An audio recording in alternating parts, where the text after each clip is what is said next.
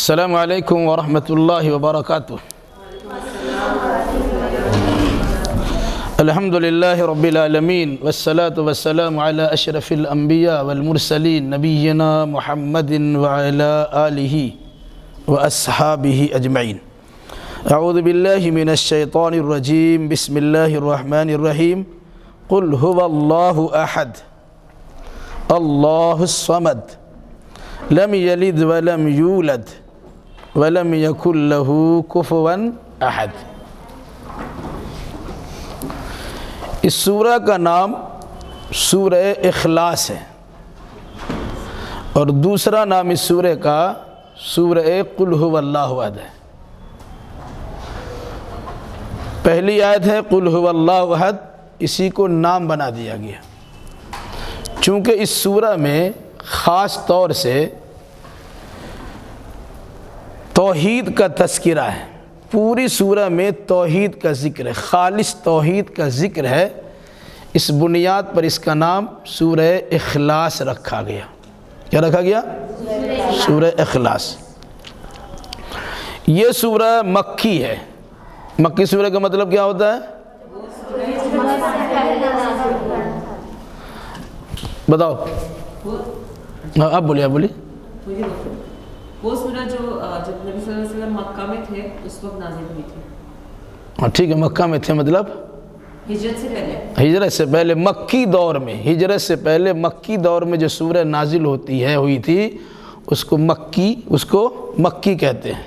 مکہ سے مکی ہے، مکہ والی، کلکتوی کلکتہ والا، بہاری بہار والا، بنگالی بنگال والا، تو یا نسبت ہے۔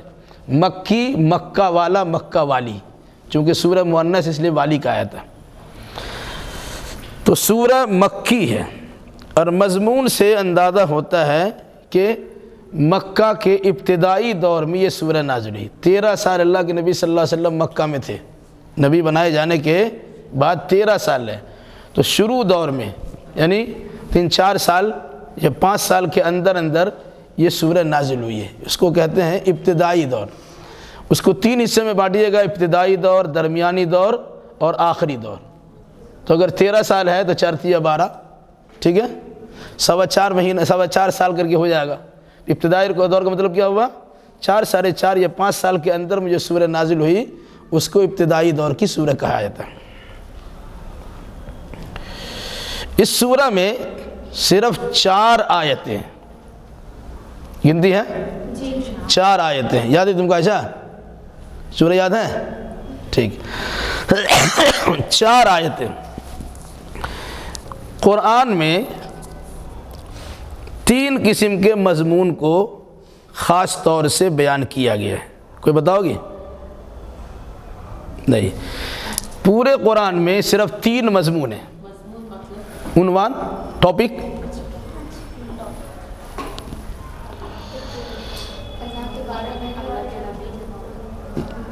جی۔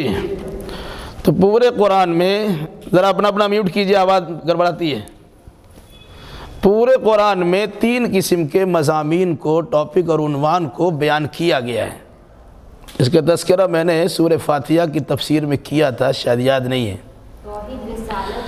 توحید، رسالت، آخرت، یہی مضمون تینوں کے تینوں پورے قرآن میں، توحید، رسالت اور آخرت۔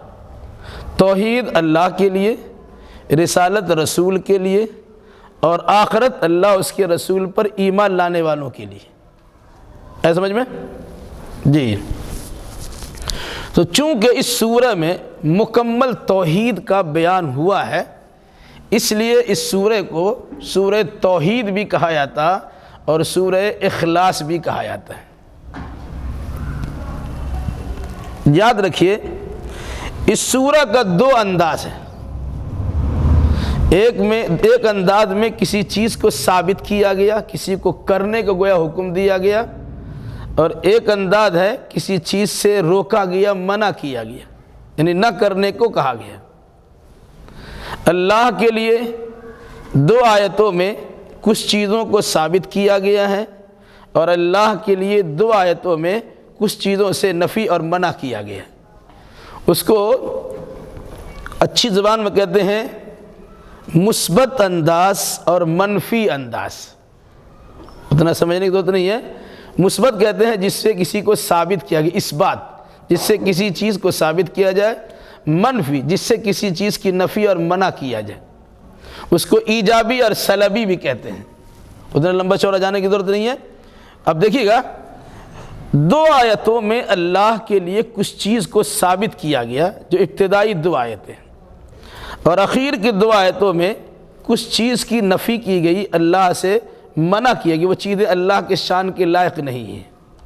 جیسے قل هو اللہ احد، قل کہیے، اے نبی آپ فرما دیجئے، ہوا وہ، اللہ اللہ، احد یکتا اکیلا ہے. اصل میں سورہ کے شان نزول، یہ سورہ کب نازل ہوئی؟ کفار و مشرکین نے اللہ کے نبی صلی اللہ علیہ وسلم سے پوچھا، اے محمد آپ بار بار اپنے اللہ کا تذکرہ کرتے ہیں، ذکر کرتے ہیں، نام لیتے ہیں، ذرا بتائیے تو ان کا نسب نامہ کیا ہے، ان کے خاندان کا پتہ بتائیے، وہ کس کا بیٹا ہے، اس کا باپ کون ہے، دادا کون ہے، پردادا کون ہے. ہم آپ کو جانتے ہیں کہ آپ محمد ہیں، آپ کے باپ کا نام عبداللہ ہے، دادا کا نام عبدالمطلب ہے، وغیرہ وغیرہ. ہمارا بھی ساتھ بھی ایسا ہے. جس اللہ کا اتنا نام لیتے ہیں ان کا نسب بتائیے، سلسلہ نسب کو بیان کیجیے. تو اس کے جواب میں اللہ تعالیٰ نے اس سورہ کو نازل کر دیا. کہا اللہ کے بارے میں پوچھتے ہو، قل، اے نبی صلی اللہ علیہ وسلم اس سوال کرنے والے کا جواب دیتے ہوئے آپ کہیے، ہوا وہ جس کے بارے میں تم نے پوچھا ہے، اللہ وہ اللہ ہے، احد وہ یکتا ہے، اکیلا ہے. احد اس کو کہتے ہیں کہ جس سے پہلے کوئی نہ ہو اور جس کے بعد کوئی نہ ہو. اب جانتے ہی ہیں اللہ سے پہلے بھی کوئی نہیں اور اللہ کے بعد بھی کوئی نہیں. اس کو یکتا بولتے ہیں، اکیلا بولتے ہیں. عربی میں اس کے لفظ احد استعمال کیا ہے. تو کہہ دیجئے وہ اللہ ہے جو یکتا اور اکیلا ہے. مطلب تم نے ان کا نسب پوچھا، باپ دادا کا نام پوچھا، بیوی بچے کی پہچان پوچھا، تو سن لو اللہ اکیلا ہے، نہ اس کا باپ ہے، نہ اس کی ماں ہے، نہ اس کا بیٹا ہے، نہ اس کی بیٹی ہے، نہ اس کا پوتا ہے، نہ اس کا ناتی ہے، نہ پوتی ہے، نہ نواسی ہے، نہ دادا پردادا ہے اور نانا پرنانا ہے، یعنی کوئی اس کا نہیں ہے. تو قل کہہ دیجئے ہوا وہ اللہ اللہ ہے، احد جو یکتا اور اکیلا ہے. ٹھیک ہے. تو اللہ کی اکتائی کو، اللہ کے ایک ہونے کو اس پہلی آیت میں ثابت کیا گیا ہے، اس لیے اس کو مثبت کہتے ہیں، ثابت ہونے والی چیز. دوسری چیز اللہ الصمد، اللہ الصمد، اللہ نام ہے، الصمد اس کی صفت ہے. کہتے ہیں اللہ کے اچھے اچھے بہت سارے نام ہیں، تو اللہ اصل نام ہے اور رحمان بھی اصل نام ہے. باقی 99 جو نام ہیں وہ سب ان کے صفتی نام ہیں. تو اللہ الصمد، اللہ صمد ہے. اللہ الہ سے بنا ہے، اللہ الہ سے بنا ہے. اور الہ کے بارے میں کیا کہتے ہیں؟ لا الہ الا اللہ، نہیں ہے کوئی الہ مگر اللہ. اسی الہ سے مبالغہ کا صیغہ اللہ بنا، یعنی بہت زیادہ، بلکہ صرف اسی کی عبادت کی جائے. وہ ذات جس کی ہی عبادت کی جائے اس کو اللہ بولتے ہیں. اس اللہ کی صفت بیان کی گئی الصمد. صمد کے مطلب عام طور سے کہتے ہیں اللہ بے نیاز ہے. ٹھیک ہے.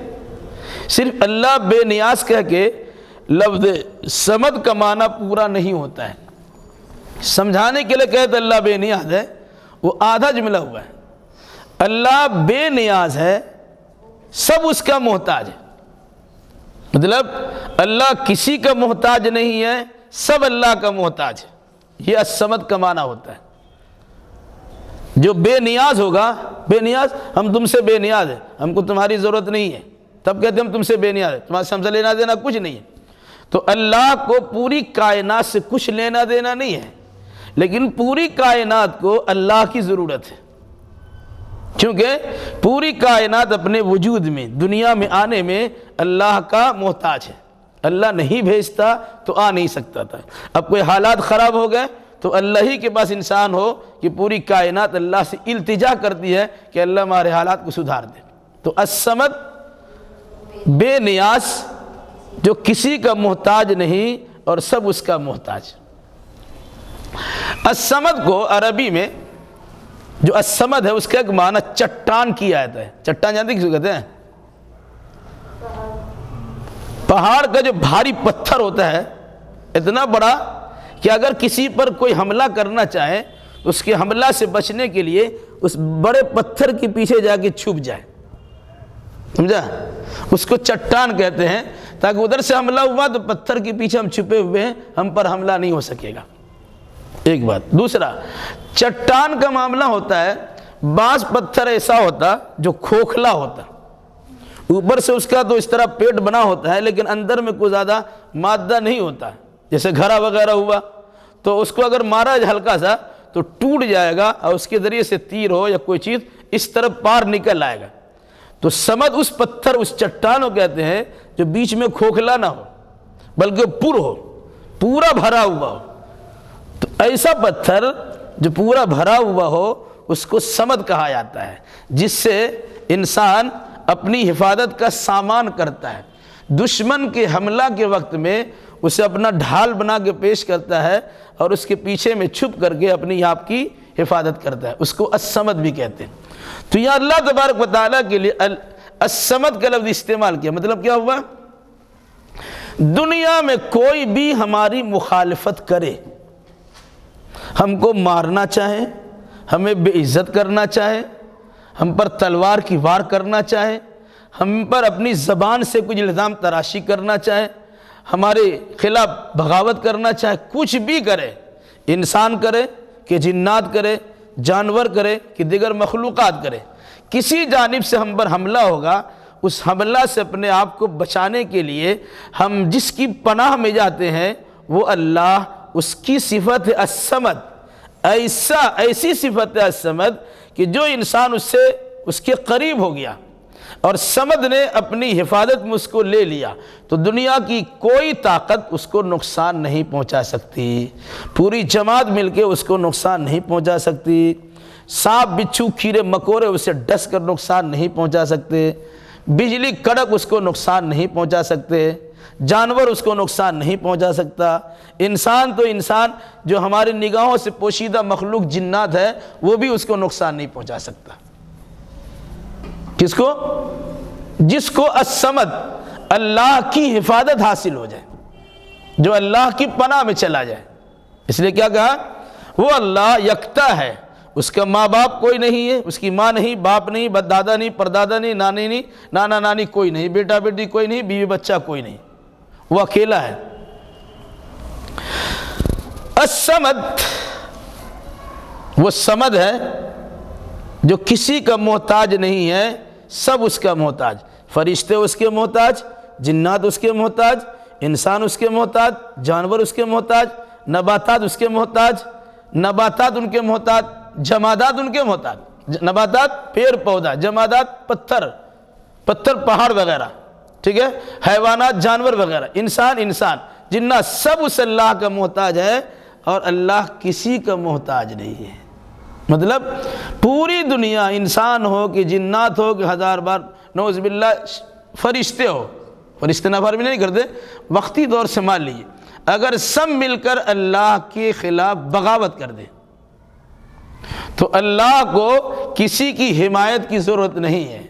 کہے گا اللہ کہ عرش کے پایوں کو 4 فرشتے اٹھائے ہوئے اور قیامت میں 8 فرشتے اٹھائیں گے، یہ فرشتے اگر چھوڑ دیں گے تو اللہ دھڑام سے گر جائے گا۔ کہ نہیں، اللہ کی حفاظت کے لیے کسی کی ضرورت ہی نہیں ہے، کیونکہ اللہ کسی کا محتاج نہیں ہے، اللہ کا سب محتاج، اللہ کسی کا محتاج نہیں ہے۔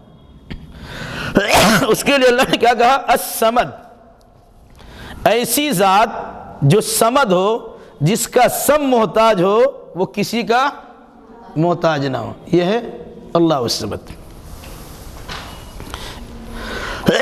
ان دو آیتوں میں اللہ کے یکتا ہونے کو ثابت کیا گیا اور اللہ کے صمد ہونے کو ثابت کیا گیا۔ بعد کی دو آیتوں میں دو چیزوں کی نفی کی گئی، اس کا انکار کیا گیا۔ کیا ہے؟ لم یلد ولم یولد،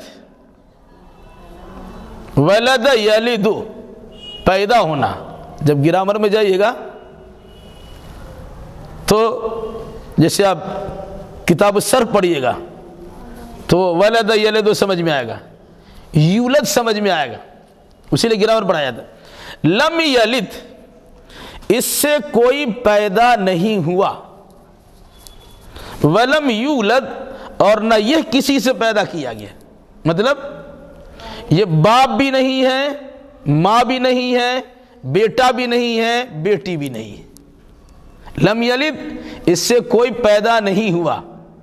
پیدا ہوتا ہے تو باپ کے ذریعے سے پیدا ہوتا ہے یا ماں کے ذریعے سے پیدا ہوتا ہے، ٹھیک ہے۔ جب کہا کہ اس سے کوئی پیدا ہی نہیں ہوا تو یہ باپ اور ماں تو بننے سے رہے، ٹھیک ہے۔ وَلَمْ يُولَدْ، یہ پیدا بھی نہیں کیا گیا ہے۔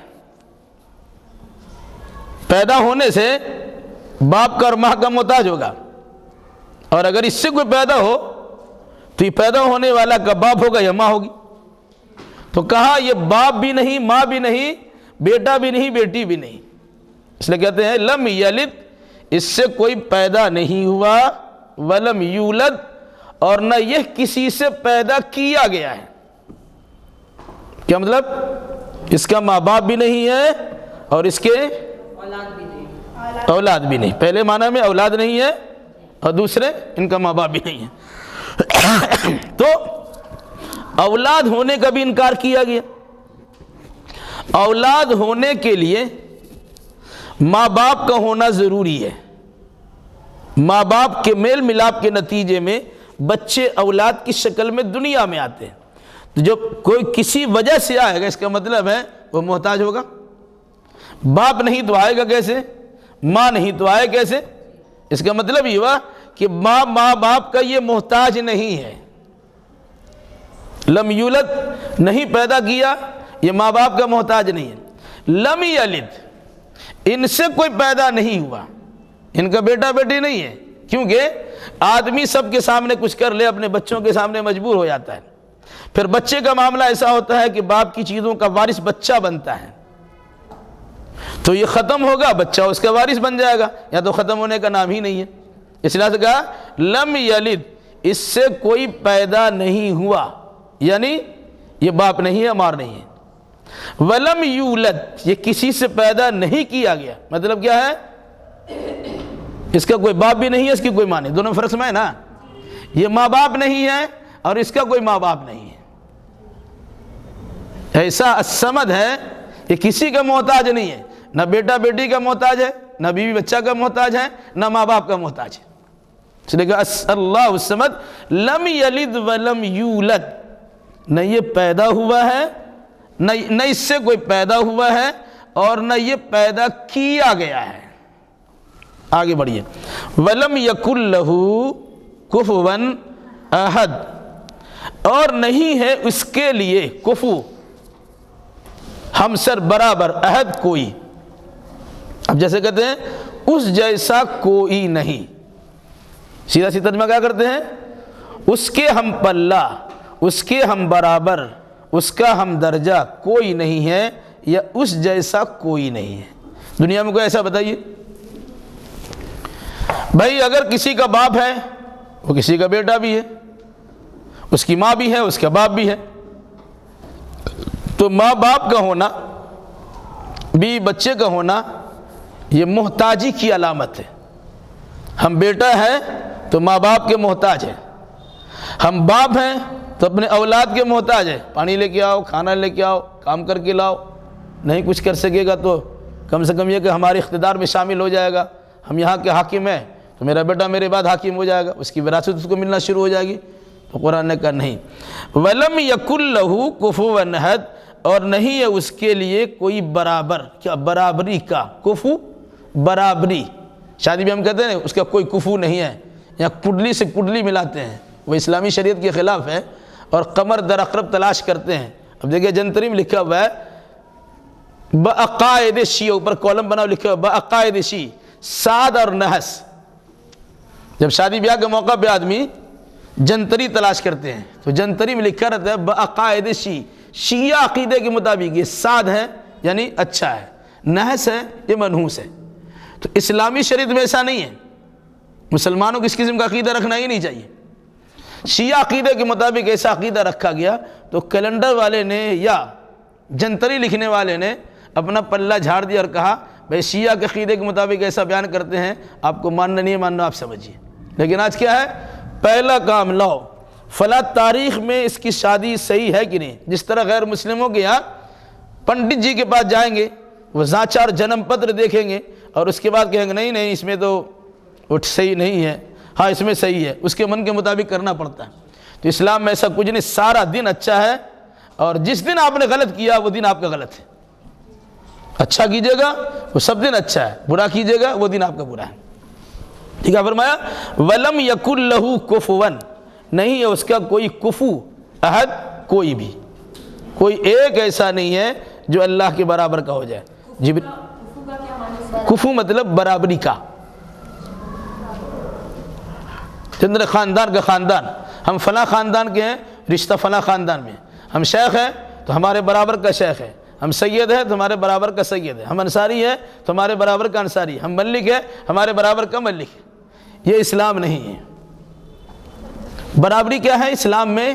دینداری برابری ہے، دین ہمارے طرح ہے، اسے اختیار کرنا چاہیے۔ بہرحال تو کفو برابری، عہد کوئی نہیں ہے کوئی اس کے برابری کا۔ ایک چھوٹی سی سورہ میں اللہ تبارک و تعالیٰ نے توحید کا فلسفہ سمجھا دیا، توحید کا گڑ بتا دیا، توحید کیا چیز ہے اسے سکھلا دیا ہے۔ چونکہ پورے قرآن میں 3 عنوان کو، 3 مضامین کو، 3 ٹاپکس کو بیان کیا گیا ہے، اس میں سے ایک ٹاپک توحید ہے، اور پوری قل هو اللہ احد میں توحید ہی کا تذکرہ ہے، اس لیے اسے ثلث قرآن کہا جاتا ہے۔ ثلث مطلب تہائی، 1/3، ایک تہائی حصہ یہ قرآن کا ہے۔ کیوں ایک تہائی حصہ؟ توحید، رسالت، آخرت، یہ تینوں چیز بیان کی گئی ہے، اس میں سے ایک حصہ توحید ہے، اس لیے اس کو ثلث قرآن کہتے ہیں۔ اللہ کے نبی صلی اللہ علیہ وسلم نے اس کی فضیلت بیان کی، کیا تم میں سے کوئی انسان اس بات سے عاجز ہو گیا ہے کہ روزانہ ایک مرتبہ قرآن ختم کر لیں؟ میں 30 پارہ کیسے ختم کرے گا؟ پھر آپ نے فرمایا کہ سورہ اخلاص قرآن کا تہائی حصہ ہے، اگر کوئی انسان اس کو 3 بار پڑھ لے گا گویا اس نے پورا قرآن پڑھ لیا۔ تو روزانہ آپ ایک قرآن پڑھ سکتے ہیں آپ، خاص طور سے تو اللہ کے نبی نے سکھلایا ہے کہ آپ سونے کے وقت میں اس کو 3 بار پڑھ لیجئے گا، ٹھیک ہے؟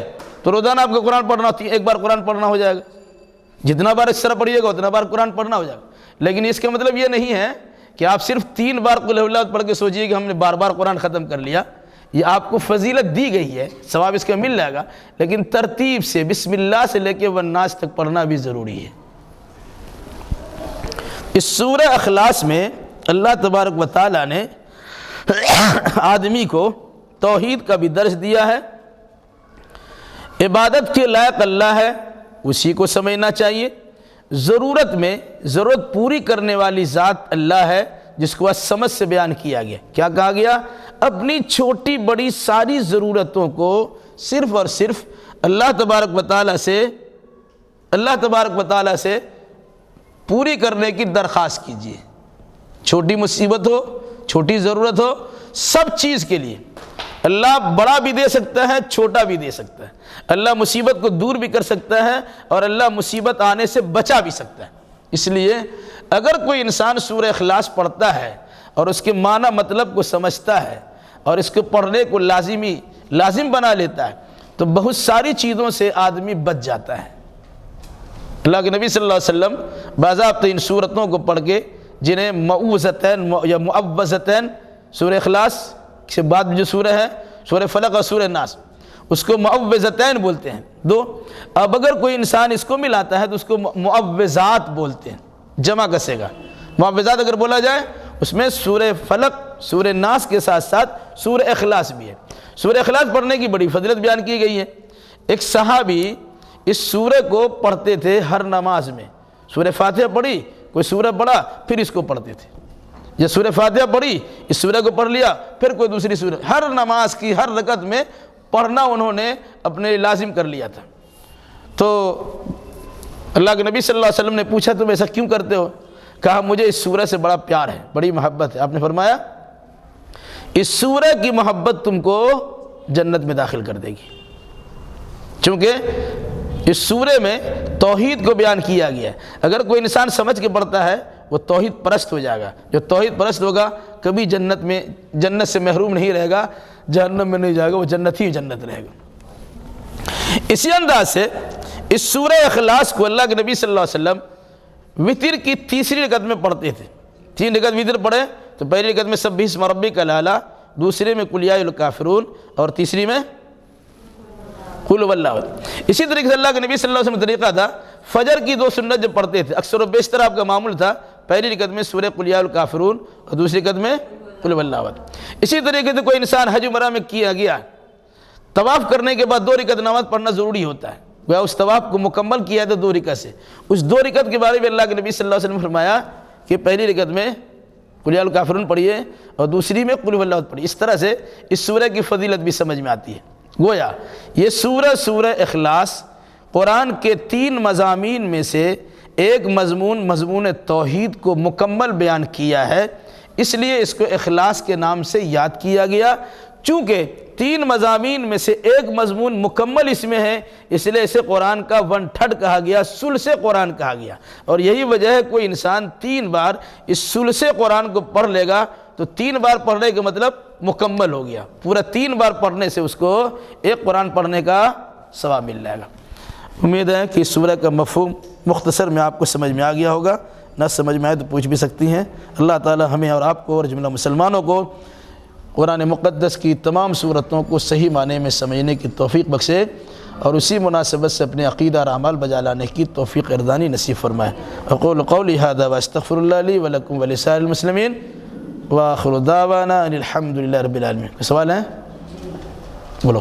سر جیسے کوئی نان مسلم اگر ہو، ٹھیک ہے، وہ کہتے ہیں کہ آپ کہتے ہیں بھائی چارہ ہونا چاہیے، اسلام بھائی چارہ والا ریلیجن ہے، اگر کوئی وہ والی آیت اگر بتائیں جس میں کہتے ہیں نا اللہ تعالیٰ کہ کافروں کو اپنے دوست مت بناؤ، ان سے اپنی چیزیں شیئر نہیں کرو، جی، تو اگر کوئی اس ورس کا حوالہ دے کے بولے تو ایسے کیسے لوگ کلیم کرتے ہو کہ اسلام بھائی چارہ والا مذہب؟ جی، اس کو اب اس طرح بتائیے کہ اسکول جو ہے انسان کو تعلیم سکھاتا ہے، ٹھیک ہے؟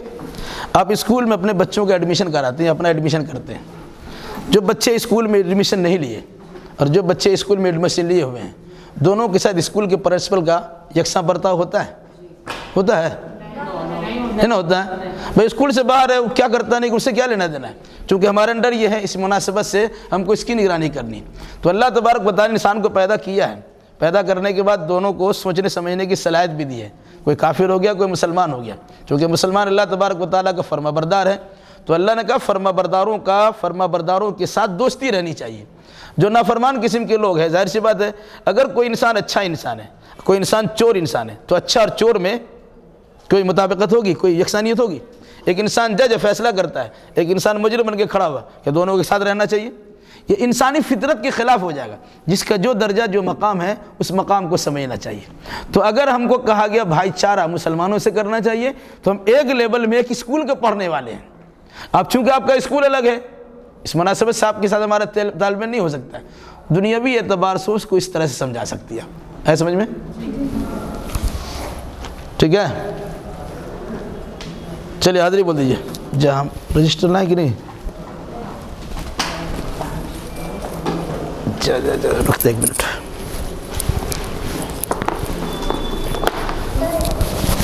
جاؤ جاؤ جاؤ جاؤ۔